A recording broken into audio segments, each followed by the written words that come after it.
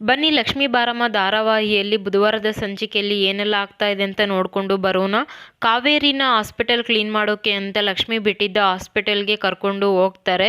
ಆಗ ರಾವಣ ದಹನದ ದಿನ ತೆಗೆದಿದ್ದ ಫೋಟೋ ಎಲ್ಲ ಅಂಟಿಸಿರ್ತಾರೆ. ಅದನ್ನು ಬೋರ್ಡಲ್ಲಿ ನೋಡಿದ ತಕ್ಷಣ ಕಾವೇರಿ ಹಿಂದೆ ಕೀರ್ತಿ ಕೂತಿರೋದನ್ನು ನೋಡಿ ಶಾಕ್ ಆಗಿ, ಅಂದರೆ ಅವತ್ತು ಹಾಸ್ಪಿಟಲಲ್ಲಿ ರಾವಣ ದಹನದ ದಿನ ಕೀರ್ತಿ ಕೂಡ ಇದ್ಲು, ಕೀರ್ತಿ ಹಾಗಾದರೆ ಅವತ್ತಿಂದ ಕೂಡ ಬದುಕಿದ್ಲ ಅಂತ ಶಾಕ್ ಆಗ್ತಾಳೆ.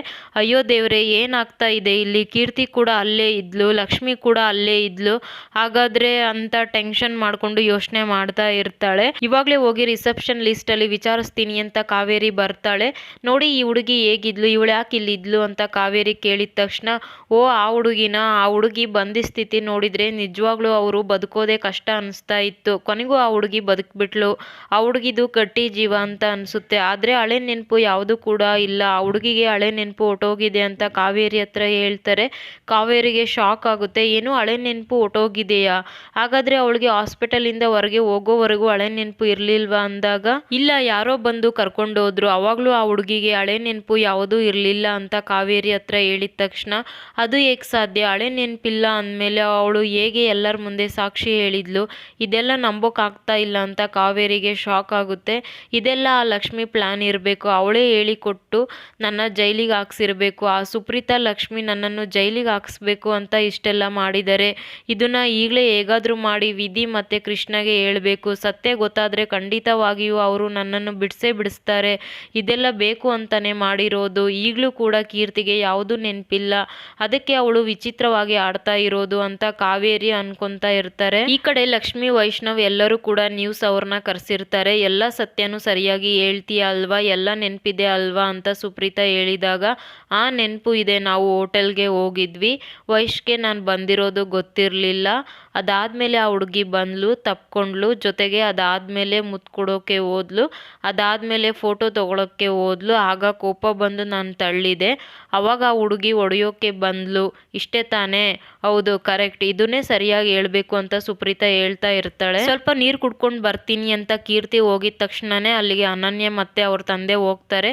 ನೋಡು, ಅಕಸ್ಮಾತ್ ನೀನೇನಾದರೂ ಎಲ್ಲರ ಮುಂದೆ ಸತ್ಯ ಹೇಳಿದ್ರೆ ನಿನ್ನಂತೂ ಸುಮ್ಮನೆ ಬಿಡೋದಿಲ್ಲ, ನಿನ್ನಂತೂ ಯಾವುದೇ ಕಾರಣಕ್ಕೂ ಬಿಡೋದಿಲ್ಲ, ಸತ್ಯ ಹೇಳ್ಬಾರ್ದು, ಇಲ್ಲಿದ್ದ ಓಡೋಗ್ಬೇಕು ಅಂತ ಅನನ್ಯ ಹೇಳಿದ ತಕ್ಷಣನೇ ಇಲ್ಲಿ ಕೀರ್ತಿಗೆ ತುಂಬಾನೇ ಭಯ ಆಗುತ್ತೆ.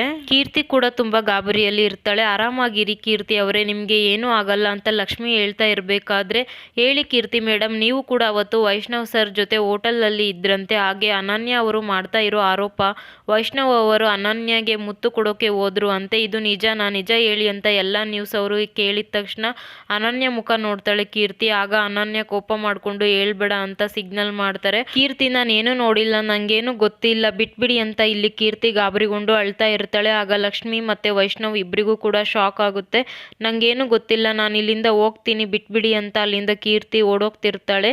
ಕೀರ್ತಿ ಅವರೇ ನಿಂತ್ಕೊಳ್ಳಿ ಅಂತ ಲಕ್ಷ್ಮಿ ಹೇಳಿದಾಗ, ನೋಡಿದ್ರ ಎಲ್ಲ ನಿಜ ಆಯ್ತು, ಆ ಹುಡುಗಿ ನಾನೇನಾದ್ರೂ ನಿಜವಾಗ್ಲೂ ತಪ್ಪಾಗಿ ನಡೆದುಕೊಂಡಿದ್ರೆ ನಿಜ ಹೇಳ್ತಾ ಇತ್ತು, ಕೀರ್ತಿ ಅವರು ಯಾಕೆ ಸುಳ್ಳು ಹೇಳ್ತಾರೆ, ಇದರಲ್ಲಿ ವೈಷ್ಣವ್ ಅವ್ರದ್ದೇ ತಪ್ಪಿರೋದು, ಅದಕ್ಕೆ ಈ ಥರ ಎಲ್ಲ ಮಾಡ್ತಾ ಇರೋದು, ಅದಕ್ಕೆ ಇಂಥವ್ರನ್ನ ಎಲ್ಲಾದ್ರಿಂದ ದೂರ ಇಡಬೇಕು, ಇನ್ಯಾವತ್ತೂ ಇವನು ಆಡಲೇಬಾರ್ದು ಅಂತ ಅನನ್ಯ ಹೇಳಿದಾಗ ಲಕ್ಷ್ಮಿ ಮತ್ತೆ ವೈಷ್ಣವ್ ಇಬ್ಬರಿಗೂ ಶಾಕ್ ಆಗುತ್ತೆ. ಇದೇನಿದು, ಕೀರ್ತಿ ಯಾವತ್ತು ಈ ಥರ ಆಡಿದೋಳೆ ಅಲ್ಲ, ಅದು ನನ್ನ ವಿಷಯದಲ್ಲಿ ಈ ಥರ ಆಗಿದೆ ಅಂದರೆ ಸುಮ್ಮನೆ ಇರ್ತಾನೆ ಇರಲಿಲ್ಲ ಮುಂಚೆ, ಈಗ ಈ ಥರ ಆಡ್ತಾ ಇದ್ದಾಳೆ ಅಂದರೆ ಇವಾಗ ಇದು ಕೀರ್ತಿನ ಅಂತ ಅನುಮಾನ ಬರ್ತಾ ಇದೆ, ಮುಂಚೆಯಿಂದನೂ ಅನುಮಾನ ಇತ್ತು, ಆದರೆ ಇವಾಗ ಖಂಡಿತವಾಗಿಯೂ ಕೀರ್ತಿ ಅಲ್ಲ ಅಂತ ಅರ್ಥ ಆಗ್ತಾ ಇದೆ ಅಂತ ವೈಷ್ಣವ್ ಹೇಳಿದ ತಕ್ಷಣ ಇಲ್ಲಿ ಲಕ್ಷ್ಮಿಗೆ ತುಂಬ ಶಾಕ್ ಆಗುತ್ತೆ.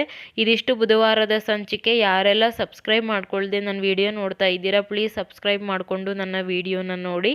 Thank you so much.